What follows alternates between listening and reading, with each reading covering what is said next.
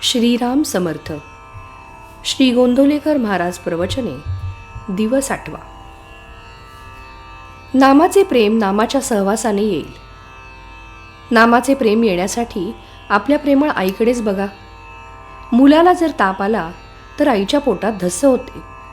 अन्न गोड लागत नाही, झोप लागत नाही, अशा अनेक गोष्टी होतात. थोडक्यात म्हणजे तिला सर्व बाजूंनी अस्वस्थता उत्पन्न होते. नाम घेण्यात थोडा व्यत्यय आला तर आपली स्थिती तशी होते का? याचे उत्तर आपल्याला स्वतःकडूनच मिळण्यासारखे आहे.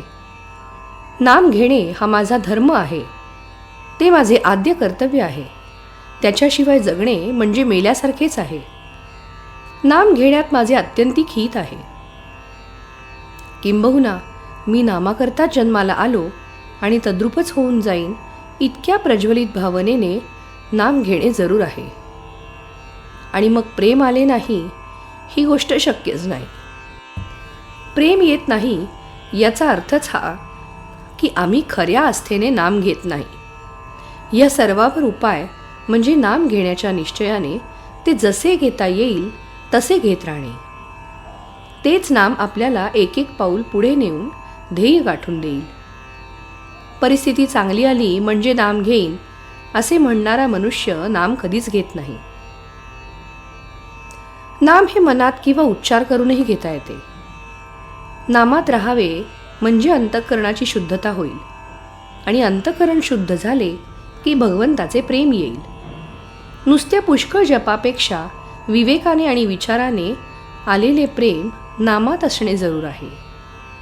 खरे म्हटले म्हणजे नामातच नामाचे प्रेम आहे.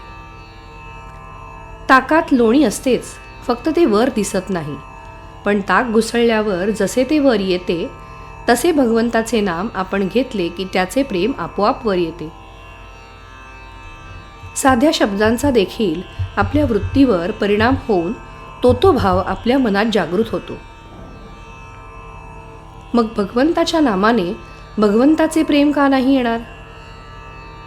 आज तुम्हाला जेवढा वेळ रिकामा मिळतो तेवढा सगळा भगवंताच्या नामात घालवण्याचा प्रयत्न करा.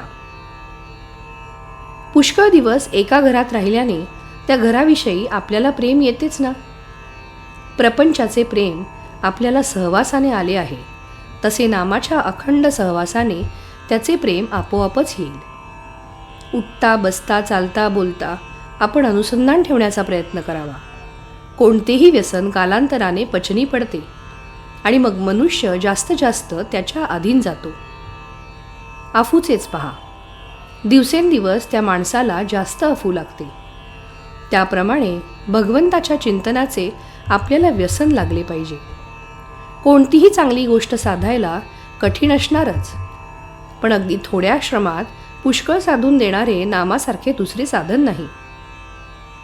म्हणून नेहमी नाम मनाने घेत असावे.